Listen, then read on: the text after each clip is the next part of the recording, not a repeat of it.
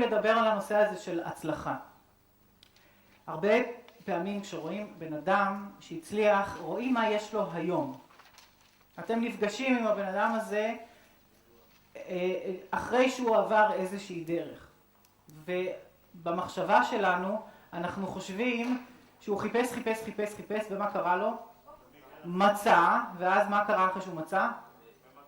אוקיי? פתאום צ'יק, והופך להיות הצלחה. עכשיו זה ממש לא ככה. זה ממש לא ככה. והסוד בלהגיע להצלחה מאוד גדולה, זה לבנות את הדבר הזה כמו רצף, ולייצר לעצמנו רצף של הצלחות שהן כולן הצלחות קטנות. דוגמה שאני אוהב לתת, זה דוגמה של הקופץ לגובה. הקופץ לגובה, נגיד שהוא עכשיו התחיל להתאמן. בסדר? כמה קופץ, מי פה מבין ויכול להגיד לי כמה קופץ לגובה, קופץ מהמות? 2 מטר? לא אימות, ככה. כמה?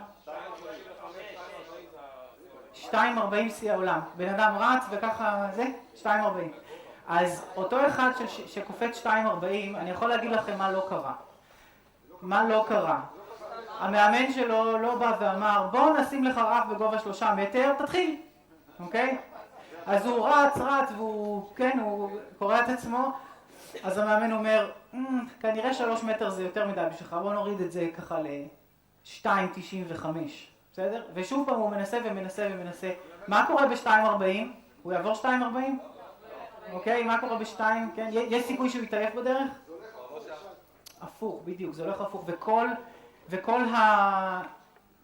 כל הספורטאים הכי מצליחים, הם לא הלכו לנסות לקלוע לדבר הכי קשה, אלא הם עבדו הפוך.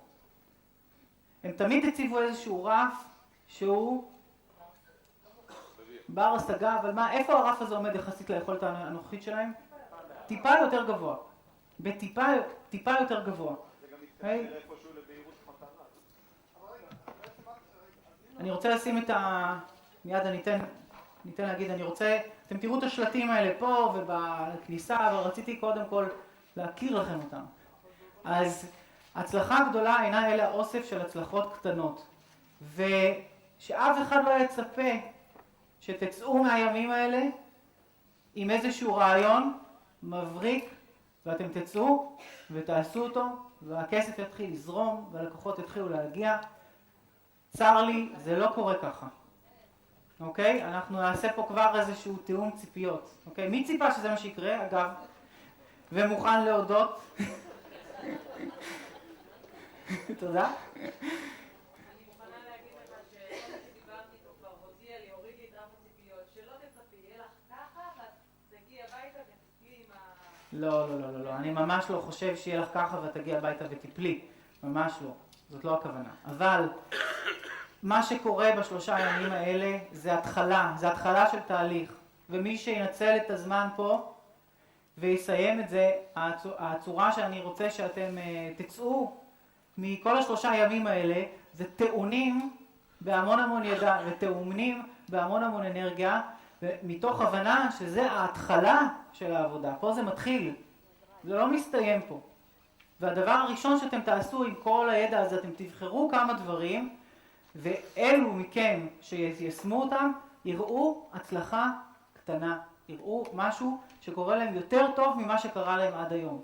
ואחרי זה הם יעשו עוד משהו, וזה יקרה עוד יותר טוב, ועוד יותר טוב, ועוד יותר טוב, ובלי לשים לב, אתם תמצאו את עצמכם במצב שפתאום אתם רואים את הדבר הזה שקבעתם, מראש הולך ומתגשם.